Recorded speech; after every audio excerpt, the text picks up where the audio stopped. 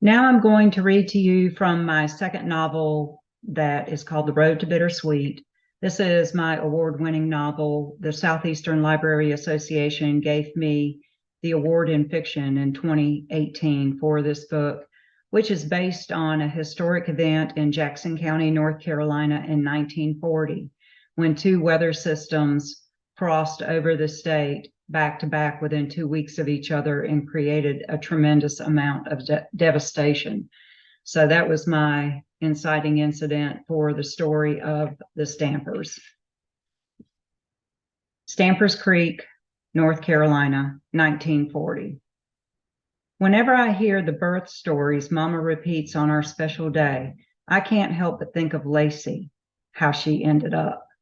Her name alone conjures a frail and delicate being, someone who don't fit in with the harsh way of life here. With arms and legs as slender as the limbs of the willow trees growing along the Tuckasegee River, their movement as fine as the lines of Mama's bone china teacups, Lacey seems out of place. Mama says Lacey's looks come from her side, from our great-grandma, Devon Wallace. Her hair shines like an Appalachian sunset, shot through all golden red, while a sprinkle of freckles rides the bridge of her nose. Deep green eyes swallow any thought she might have, except we don't rightly know what she thinks, since she don't talk. Lacey's birth story is dramatic. When she got born, Mama said the cord was tied in a true knot. Pulled tight during labor, Lacey came out the color of a ripened blueberry.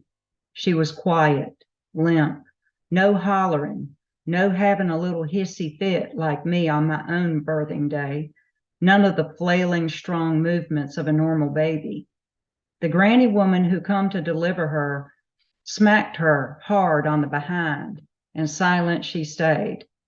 That granny woman flipped her around butt first, then head, and finally Mama said, poor Lacey squeaked out a breathless little cry at the rudeness of it all and promptly fell silent again.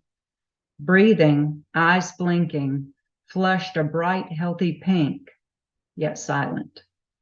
Mama said the one squeak was the only sound she'd ever heard Lacey make. The granny woman explained, "Law, this child ought to be squalling after all of that." I've often wondered if Mama regretted the name she'd given her, considering her ways. I relinquished my own stronghold from her womb 14 years ago this very day, dropping into the capable hands of the same granny woman. She'd ask Mama, "What's this one's name going to be?" Wallace Ann. The granny woman was said to have given a look what conveyed her thoughts about the choice. Mama explained, "Wallace, my family name, and Ann, my given first name." The granny woman grunted, then questioned her, "Like a boy's, Wallace? It's a right odd name for a girl, ain't it?"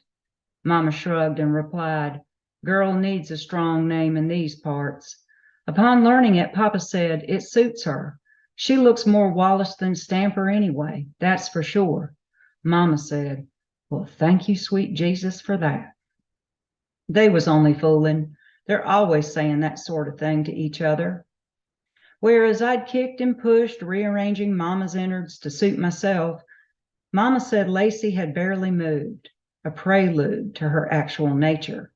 As an infant, I'd shoved against her hands as she tended me, latched onto her at feeding time, and when she removed me from her breast, I'd screamed like I'd been stung by 1,000 bees.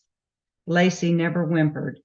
To this day, she exists like a whisper you barely hear, or a shadow on a partly cloudy day, appearing to fade, then unexpectedly bursting forth like a hot ray of sun.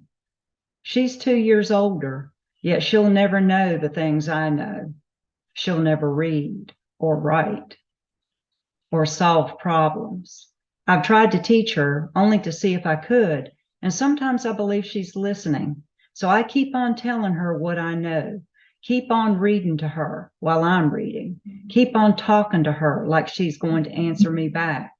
In truth, I spent a lot of time wondering what she's thinking.